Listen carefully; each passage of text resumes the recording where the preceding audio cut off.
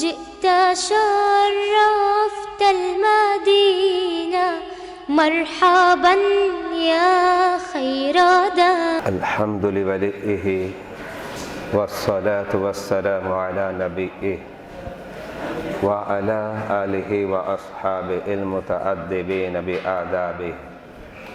أما بعد، فأعوذ بالله من الشيطان الرجيم. بسم الله الرحمن الرحيم. إن أولياؤه إلا المتقون. صدق الله مولانا العظيم وصدق رسوله النبي الأمين الكريم.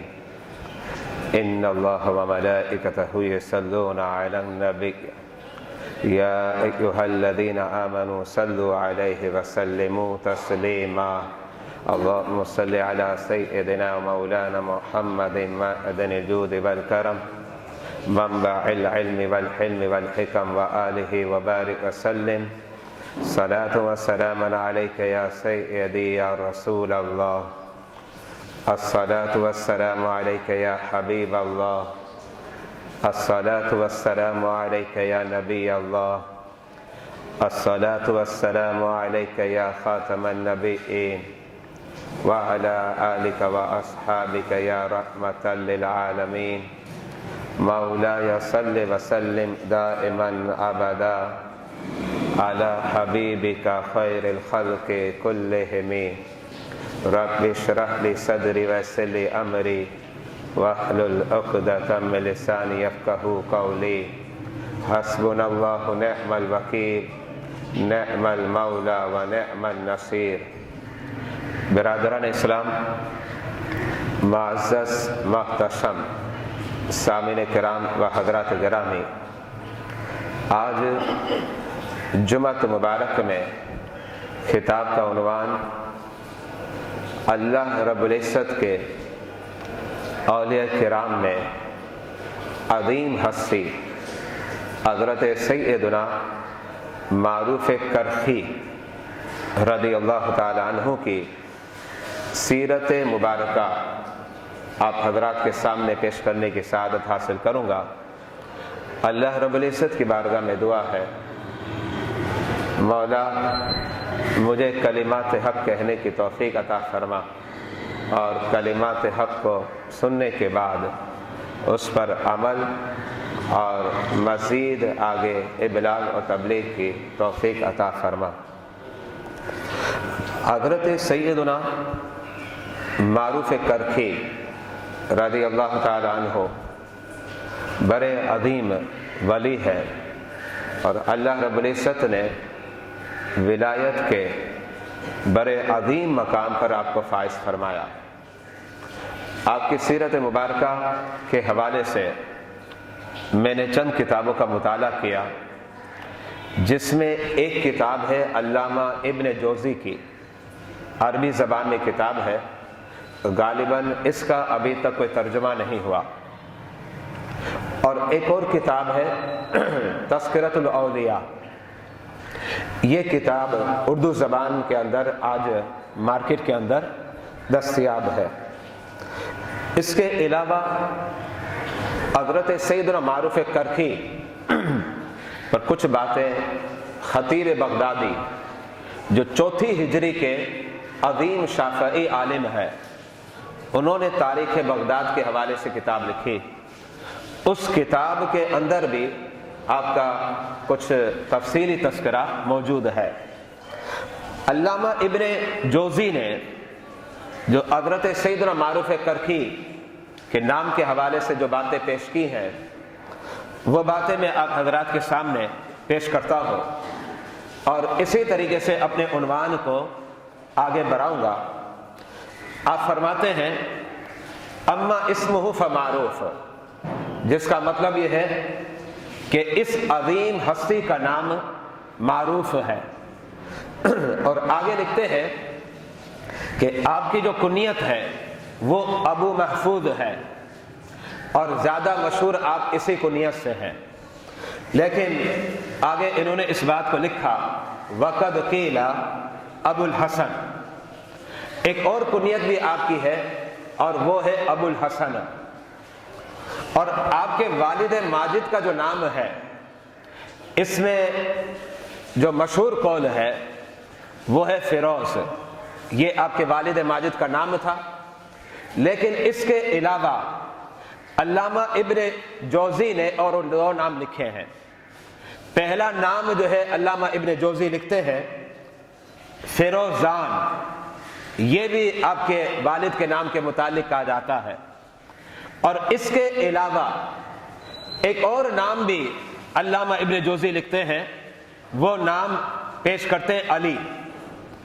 یہاں یہ بات کچھ سمجھ میں آتی ہے، چونکہ آپ کے والدین نصرانی تھے تو ابتداً آپ کے والدین کا نام کچھ اور تھا، لیکن پھر اس کے بعد آپ کے والد کا نام تبدیل ہو گیا۔ لگتا یہ ہے ابتدائی طور پر آپ کے والد کا نام فیروز تھا، لیکن جب آپ نے اسلام قبول کر لیا تو اب آپ کے والد کا نام جو منتخب ہوا وہ علی ہے۔ حضرت سیدنا معروف کرکھی، آپ کا جو خاندان تھا وہ غلام خاندان تھا، اور غلام خاندان کا تعلق جو ہے اہل بیت کے عظیم چشم و چراغ حضرت سیدنا علی رضا رضی اللہ تعالی عنہ سے ہے، لیکن آپ کے والدین نصرانی تھے، اسی بنا پر آپ کے والد ماجد نے نصرانیوں کی جو درس گاہ تھی اس کے اندر بٹھا دیا، کہا یہاں ہمارے مذہب کی تعلیم حاصل کرو۔ تو ایک مرتبہ آپ کا جو استاد تھا وہ آپ کو درس دیتے ہوئے یہ کہتا ہے کہ تم یہ کہو ثالث ثلاثہ، جس کا مطلب کیا ہے؟ تین معبود ہیں معاذ اللہ، اور ان تینوں میں ایک جو ہے اللہ ہے۔ اب وہ تین معبود کون؟ ایک تو حضرت سیدہ مریم اور دوسرے حضرت سیدنا عیسیٰ علیہ السلام، یہ دو معبود ہو گئے۔ اب ان دو معبود کے علاوہ ایک معبود وہ اللہ ہے، اور ہمارا عقیدہ کیا ہے؟ هو اللہ احد، وہ اللہ ہے اور اکیلا ہے، اس کا کوئی شریک نہیں۔ جب یہ درس آپ کا استاد دیتا ہے، حضرت سیدنا معروف کرکھی نے منع فرما دیا، فرمایا میں نہیں پڑھتا، انکار کر دیا۔ استاد زد و کوب کرتا ہے، آپ کو مارتا ہے۔ حضرت سیدنا معروف کرکھی فرماتے ہیں میں یہ نہیں پڑھوں گا ثالث ثلاثہ، بلکہ میں یہ پڑھوں گا هو اللہ احد، وہ اللہ ہے اور اکیلا ہے، میرا یہ عقیدہ ہے۔ آپ کے استاد نے بہت زیادہ مارا، زد و کوب کیا، لیکن الحمدللہ آپ استقامت کا پہاڑ بن کر اپنے اس عقیدے پر جو حقانیت اور صداقت پر مبنی ہے آپ اس پر قائم و دائم رہے۔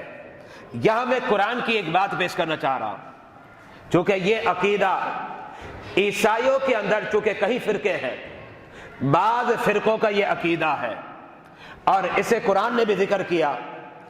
سورہ مائدہ آیت نمبر 73 پر رب ذوالجلال فرماتا ہے قالو، ان کافروں نے کہا ان اللہ ثالث ثلاثہ، کہ بے شک اللہ جو ہے تین معبودوں میں سے ایک معبود ہے۔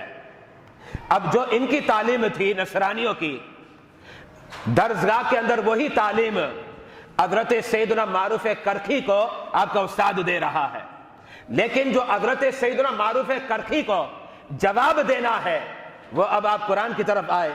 رب جلیل فرماتا ہے وَمَا مِنْ إِلَٰهٍ إِلَّا إِلَٰهٌ وَاحِدٌ، قرآن کہتا ہے تین معبود نہیں بلکہ ایک ہی معبود ہے۔ تو جو قرآن کا پیغام ہے اور قرآن کا جو میسج ہے اور قرآن نے جو تعلیم عطا فرمائی، حضرت سیدنا معروف کرکھی اسی کا ذکر کرتے ہیں۔ اگرچہ آپ کے والدین نصرانی تھے، انہوں نے ابھی تک اسلام قبول نہیں کیا تھا، تو آپ نے برملا اور برجستہ اس بات کو واضح کر دیا کہ هو اللہ احد، اللہ ایک ہے، اس کا کوئی شریک نہیں ہے۔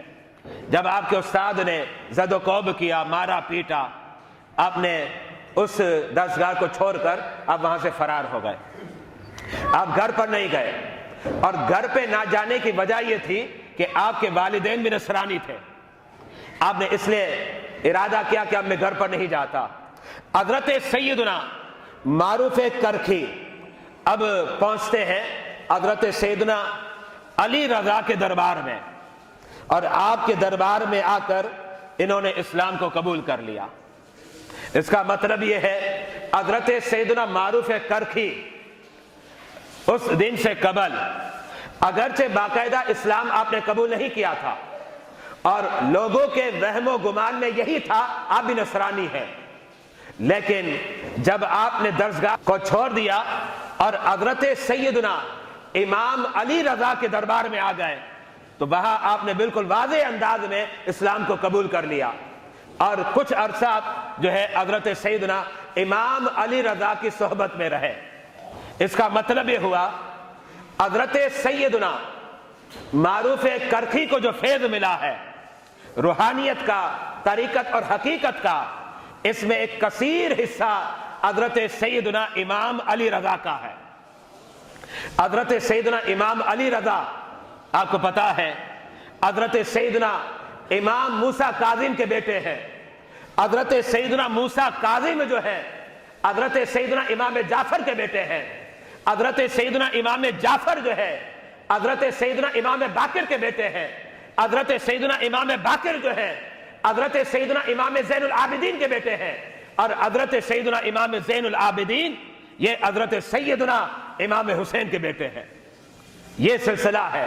اس کا مطلب یہ ہے کہ روحانیت کی دنیا میں، طریقت اور حقیقت کی دنیا میں فیضان کا کثیر حصہ حضرت سیدنا معروف کرکھی کو جو ہے حضرت سیدنا علی رضا رضی اللہ تعالی عنہ کے واسطے سے حضرت امام حسین کا ملا ہے، حضرت سیدنا علی شیر خدا کا ملا ہے۔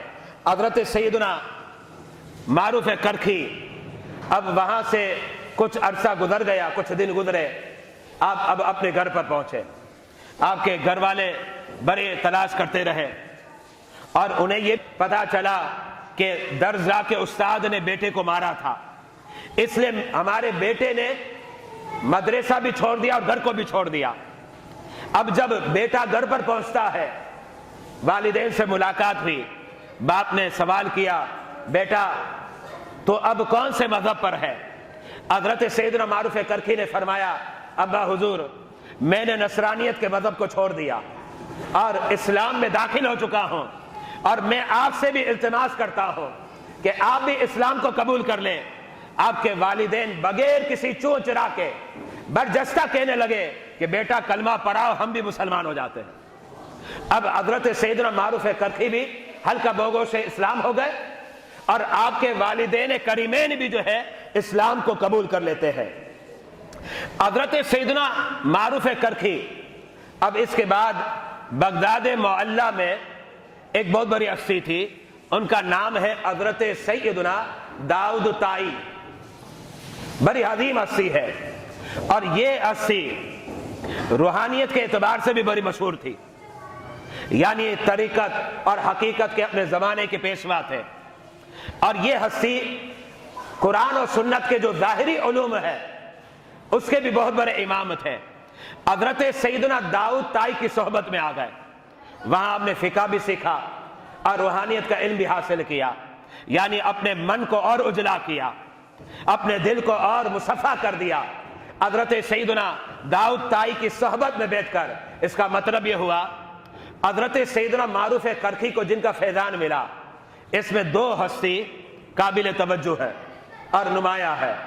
ایک ہستی حضرت سیدنا امام علی رضا رضی اللہ تعالی عنہ کی ذات بابرکت ہے، اور دوسری ہستی حضرت سیدنا داؤد طائی کی ہے۔ اور حضرت سیدنا داؤد طائی کون ہے؟ قابل توجہ بات ہے۔ حضرت سیدنا داؤد طائی جو ہے امام اعظم ابو حنیفہ کے شاگرد ہیں، اور بڑے متشدد قسم کے شاگرد تھے۔ اگر کسی کو پتا چل جائے نا یہ میرے استاد کی مخالفت کرتا ہے، آپ اپنی مجلس میں سے بیٹھنے بھی نہیں دیتے تھے۔ اس قدر متسلب اور متشدد قسم کے شاگرد تھے۔ حضرت سیدنا داؤد طائی کے استاد امام اعظم ابو حنیفہ ہے۔ مطلب کیا ہوا؟ مطلب یہ نکلا حضرت سیدنا معروف کرکھی کے دادا استاد امام اعظم ابو حنیفہ ہے۔ معروف کرخی کے دادا استاد حضرت سیدنا امام اعظم ابو حنیفہ ہے۔ اب پھر میں بات کو دہرانا چاہ رہا ہوں، اس کا مطلب یہ ہے جب روحانیت کے فیضان کو دیکھتے ہیں تو انہیں فیضان ملا حضرت سیدنا امام علی رضا کا، اور ان کے واسطے سے امام حسین کا ملا، حضرت علی شیر خدا کا ملا۔ اور جب ہم ظاہری علوم دیکھتے ہیں اور کچھ حصہ روحانیت کا دیکھتے ہیں تو فیضان ملا حضرت سیدنا داؤد طائی کا، اور حضرت سیدنا داؤد طائی کے واسطے سے امام اعظم ابو حنیفہ کا فیضان ملا ہے۔ اب ذرا غور کریں، امام اعظم کا فیضان بڑے بڑے اولیاء کو مل رہا ہے۔ لوگ آج چوں چرا کرتے ہیں، انگلیاں اٹھاتے ہیں، زبان درازیاں کرتے ہیں، تمہاری کیا حیثیت، تم تو زمین پر جو ریت ہے نا اس ریت کے برابر بھی نہیں۔ اور الحمدللہ امام اعظم ابو حنیفہ آسمان کے ستاروں میں بھی انوکھے نظر آتے ہیں اور نرالے نظر آتے ہیں۔ یہ عظیم مقام۔ یہاں ایک اور بات بتانا چاہ رہا ہوں جو قابل توجہ ہے۔ حضرت سیدنا داتا گنج بخش علی حجویری، آپ کا جو سلسلہ ہے جنیدی، حضرت سیدنا داتا گنج بخش علی حجویری کا روحانی سلسلہ بتانا چاہ رہا ہوں، اور اس سلسلے میں حضرت سیدنا معروف کرخی بھی آ رہے ہیں۔ حضرت سیدنا داتا گنج بخش علی حجویری کے جو پیر ہیں ان کا نام حضرت سیدنا ابو الفضل محمد بن حسن ہے، اور ان کے مرشد گرامی کا نام حضرت سیدنا ابو الحسن علی بن ابراہیم ہے۔ ان کے مرشد گرامی کا نام حضرت سیدنا ابو بکر شبلی ہے۔ ان کے مرشد گرامی کا نام حضرت سیدنا جنید بغدادی ہے، جن کا تذکرہ میں نے 2 جمعہ مبارک میں آپ حضرات کے سامنے پیش کیا تھا۔ یہی جنید بغدادی جہاں داتا گنج بخش علی حجویری کے پیروں میں شمار ہوتے ہیں، قسم خدا کی غوث اعظم کے پیروں میں بھی شمار ہوتے ہیں۔ بغداد معلیٰ میں آپ کا مزار پر انوار ہے۔ حضرت سیدنا جنید بغدادی کے مرشد گرامی حضرت سیدنا سری سختی جو جنید بغدادی کے ماموں ہیں، اور پھر ان کے مرشد گرامی حضرت سیدنا معروف کرخی ہے جن کا تذکرہ ہو رہا ہے۔ اور حضرت سیدنا معروف کرخی کا جو روحانی سلسلہ ہے ان کے مرشد گرامی حضرت سیدنا داؤد طائی ہے، اور حضرت سیدنا داؤد طائی کے جو مرشد گرامی ہے حضرت سیدنا حبیب ہے، ان کے مرشد گرامی حضرت سیدنا حسن بصری ہے، اور پھر ان کے مرشد گرامی حضرت سیدنا علی شیر خدا ہے۔ اس کا مطلب یہ ہے داتا گنج بخش علی حجویری کا سلسلہ بھی حضرت علی شیر خدا کو پہنچتا ہے، اور غوث اعظم کا سلسلہ بھی حضرت علی شیر خدا کو پہنچتا ہے۔ الحمدللہ مطلب یہ ہے ہم غوث اعظم کے مرید ہیں، اور قسم خدا کی ہم حضرت علی شیر خدا کے بھی مرید ہیں۔ ہم جو ہے حضرت سیدنا حبیب کے بھی مرید ہیں، ہم حضرت سیدنا معروف کرخی کے بھی مرید ہیں، ہم حضرت سیدنا سری سختی کے بھی مرید ہیں، ہم حضرت سیدنا جنید بغدادی کے بھی مرید ہیں۔ الحمدللہ یہ بڑا کرم ہے ہم پر کہ ہمارا سلسلہ بھی حضرت علی تک پہنچتا ہے، اور پھر فقہی بات آ جائے تو وہ امام اعظم ابو حنیفہ تک پہنچتا ہے، اور امام اعظم کے استاد حضرت سیدنا عبداللہ ابن مسعود کی ذات ببرکت ہے۔ یہ تو میں آپ کو سلسلے بتا رہا تھا علوم ظاہرہ کے اور علوم باطنہ کے۔ اب آگے بات لے کر جا رہا ہوں۔ حضرت سیدنا معروف کرخی کو رب نے بڑا مقام دیا، بڑا عظیم مقام تھا۔ آپ اس سے اندازہ لگائیں، ایک مرتبہ حضرت سیدنا معروف کرخی نے اپنے مرید حضرت سیدنا سری سختی کو فرمایا رب سے جب دعا کرنا میرا وسیلہ پیش کیا کر، میرے وسیلے سے دعا کر۔ کس انداز میں فرمایا؟ بے حق کے معروف کرخی، مولا میری دعا قبول کر بے حق کے معروف کرخی۔ حضرت سیدنا سری سختی فرماتے ہیں میں اس انداز میں دعا کروں؟ آپ نے فرمایا ہاں اس انداز میں دعا کرو، اور جب اس انداز میں دعا کرو گے میرے وسیلے کی بنا پر رب جو ہے تمہاری دعا کو جلدی قبول فرما لے گا۔ آپ ذرا یہ غور کریں کہ جنہیں فیض ملے حضرت امام علی رضا کا، اور جنہیں فیض ملے حضرت سیدنا داؤد طائی کا، ان کا مقام اتنا عظیم ہے کہ جب رب کی بارگاہ میں ان کے وسیلے سے دعا کی جائے رب دعا کو قبول فرما لیتا ہے۔ تو پھر امام حسین کا مقام کتنا عظیم ہوگا، پھر سیدنا صدیق ابو بکر علی شیر خدا کا مقام کتنا عظیم ہوگا، اور پھر میرے آقا کا مقام کتنا عظیم ہوگا۔ الحمدللہ، اس لیے ہم گناہگار رب کی بارگاہ میں دعا کرتے ہیں تو کبھی اولیاء کا صدقہ پیش کرتے ہیں، کبھی صحابہ کا وسیلہ پیش کرتے ہیں، کبھی اہل بیت کا وسیلہ پیش کرتے ہیں، کبھی انبیاء کرام کا پیش کرتے ہیں، اور کبھی جو ہے سید الانبیاء محمد مصطفیٰ علیہ الصلوۃ والسلام کا وسیلہ پیش کرتے ہیں۔ الحمدللہ، حضرت سیدنا معروف کرخی نے ایک نصیحت فرمائی، میں وہ نصیحت آپ کو سنانا چاہتا ہوں، تذکرۃ الاولیاء کے اندر ہے، اور آپ نے بتایا کہ میرے نزدیک احمق شخص کون ہے، جس کو آپ کہتے ہیں نا احمق، بے وقوف، کہ بے وقوف کون ہے، احمق کون ہے، تو آپ ارشاد فرماتے ہیں ایک شخص جو ہے جنت کا طالب ہے، کہتا ہے مجھے جنت مل جائے، لیکن اعمال صالحہ نہیں کرتا، اچھے عمل نہیں کرتا۔ اب ظاہری بات ہے، طالب بنا ہے جنت کا اور چاہتا ہے کہ بستروں پر جنت مل جائے، عمل نہیں کرنا، نمازیں نہیں پڑھنی، روزے اور زکوٰۃ ادا نہیں کرنا، اور قرآن کی تلاوت نہیں کرنی، بارگاہ رسالت علیہ الصلوۃ والسلام میں درود و سلام کا نذرانہ نہیں پیش کرنا، اور چاہتا کیا ہے، طلب کیا کرتا ہے، کہتا ہے جنت مل جائے۔ حضرت سیدنا معروف کرخی فرماتے ہیں میرے نزدیک ایسا شخص احمق اور بے وقوف ہے۔ اب ذرا غور کریں، معروف کرخی کی تعلیمات، ظاہر بات ہے یہ وہ تعلیمات ہیں، اس پر انہوں نے خود عمل کیا ہے اور عمل کر کے دکھایا ہے، اور اتنا عمل کیا کہ رب ذوالجلال کی بارگاہ میں مقام محبوبیت پر فائز ہو گئے۔ اور کیسے فائز ہو گئے؟ بڑے بڑے اکابر علماء نے کتابوں میں لکھا، آپ کتابوں کا مطالعہ کریں، میرے پاس ایک حوالہ نہیں ہے، متعدد حوالے موجود ہیں، اور متعدد اکابر علماء نے لکھا۔ بغداد معلیٰ میں جب قحط پڑ جائے، بارش نہ ہو، لوگ کیا کرتے، آپ کی مزار پر آتے، رب کی بارگاہ میں دعا کرتے، آپ کا وسیلہ پیش کرتے، مزار سے باہر نکلتے، رب ذوالجلال بارش کو نازل فرما دیتا۔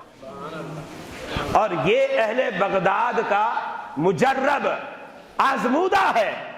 بغداد کے بڑے بڑے اکابر علماء نے فرمایا کہ جب کبھی بغداد میں بارش نہیں ہوتی اور لوگ چاہتے کہ بارش آ جائے تو حضرت سیدنا معروف کرخی کے مزار پر آتے، رب ذوالجلال کی بارگاہ میں ان کا وسیلہ پیش کرتے، رب فوراً بارش عطا فرما دیتا۔ اور کتابوں کے اندر یہ بھی درج ہے کہ اگر کسی کو کوئی مصیبت تکلیف آ جائے اور حضرت سیدنا معروف کرخی کے دربار پر حاضر ہو جائے اور رب کی بارگاہ میں دعا کرے، ان کا وسیلہ پیش کرے، تو ان کے صدقے، ان کے وسیلے سے رب ذوالجلال اس کی دعا کو قبول فرما لیتا۔ اتنی عظیم ہستی ہے۔ اب جب عمل کر کے مقام محبوبیت پر فائز ہو گئے تو پھر ارشاد فرمانے لگے کہ میرے نزدیک وہ شخص احمق ہے، وہ شخص بے وقوف ہے جو طالب جنت بنا لیکن نمازوں کو چھوڑ دیتا ہے، جو طالب جنت بنا اعمال صالحہ کو چھوڑ دیتا ہے، جو طالب جنت بنا جب رمضان مبارک آ گیا تو گٹکا کھانا تو اس کا مشن بن گیا، لیکن روزہ رکھنے کی توفیق نہیں ہو رہی، روزہ نہیں رکھ پا رہا۔ افسوس، العیاذ باللہ، یاد رکھے گا ہر مسلمان طالب جنت ہے، لیکن بقول امام معروف کرخی کے اگر یہ جو دعویٰ ہے اور یہ جو تمہاری طلب ہے اگر اس کے اندر صداقت پائی جاتی ہے تو پھر تم اعمال صالحہ کرو، ورنہ میرے نزدیک ایسا شخص احمق اور بے وقوف ہے۔ آگے کیا فرماتے ہیں؟ فرماتے ہیں جو شخص رب کی رحمت کا متمنی ہے، رب کی رحمت کا متمنی ہے، کہتا ہے رب کی رحمت مل جائے، رب کی رحمت مل جائے، لیکن کرتا کیا ہے؟ رب کی نافرمانی کرتا ہے۔ فرمایا ایک طرف تو دیکھو تو نافرمانی کرتا ہے اور دوسری طرف دیکھو تو رب کی رحمت کا امیدوار بنا ہوا ہے۔ اب ظاہر بات ہے سارے گناہ ہم نے کرنے ہیں اور پھر بھی ہم کہیں کہ یہ اچھا نہیں ہو رہا، وہ اچھا نہیں ہو رہا، ہم اپنی زبان سے کہتے پھرتے ہیں۔ یاد رکھیے گا اگر رب کی رحمت چاہیے ہے تو رب کی نافرمانی سے پرہیز کرنا پڑے گا۔ اگر رب کی رحمت کے ہم طلبگار ہیں تو رب کی نافرمانی سے ہمیں اجتناب کرنا پڑے گا.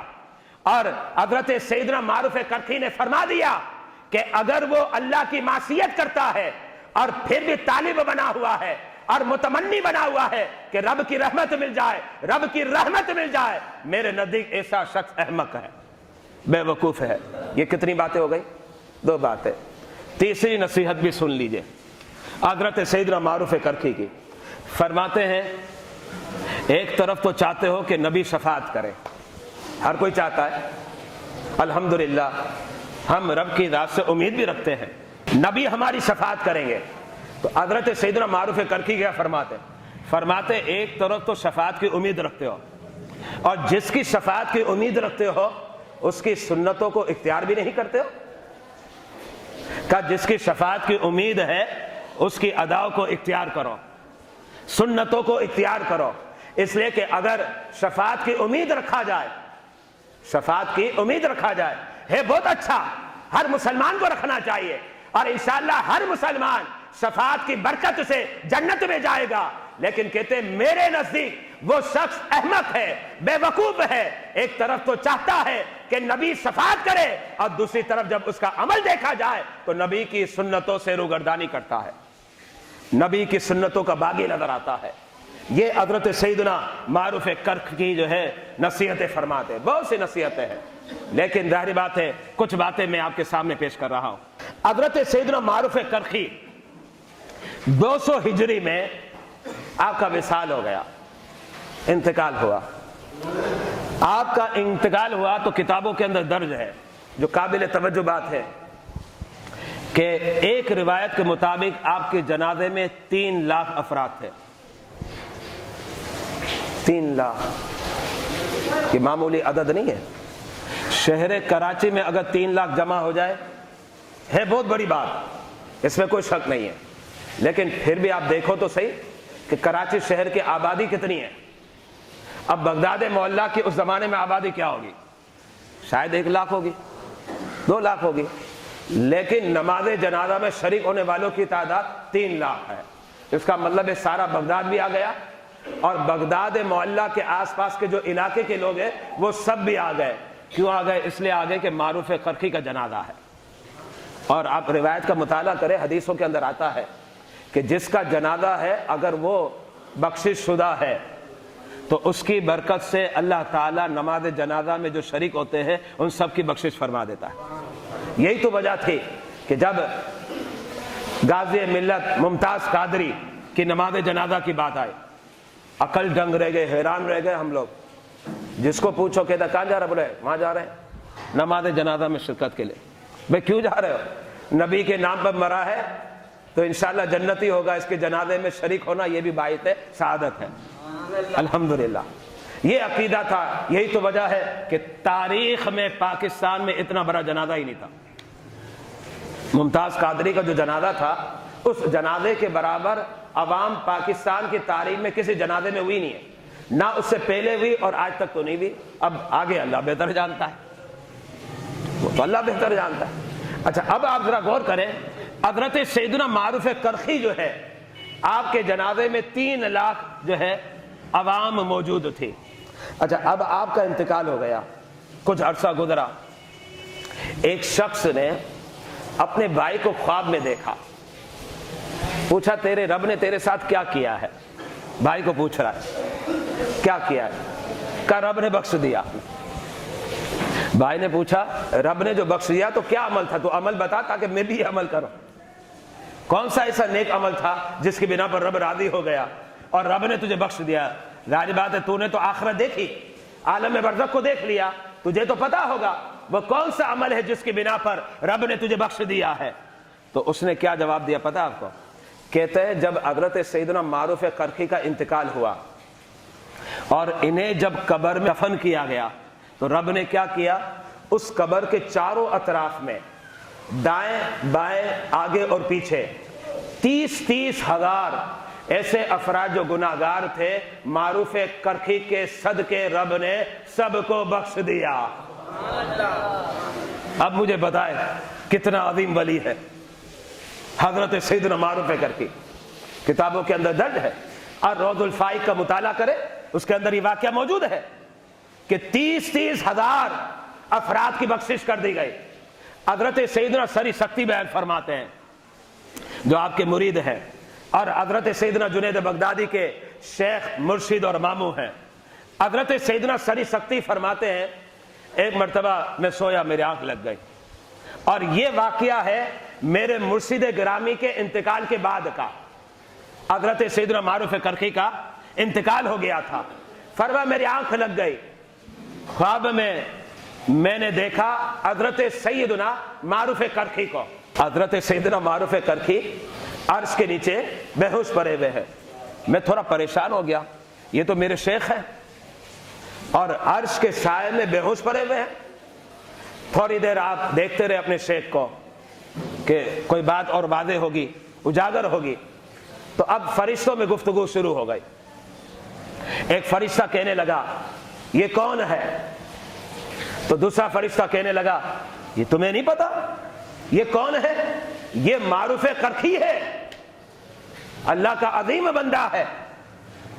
تو پھر ایک آواز آئی، آواز یہ آئی کہ تمہیں پتا یہ کیوں بے ہوش ہے معروف کرخی؟ اور یہ کلام ہوا رب کی طرف سے۔ رب نے فرمایا اے میرے فرشتوں تمہیں پتا ہے یہ کیوں گسی کی حالت میں ہے؟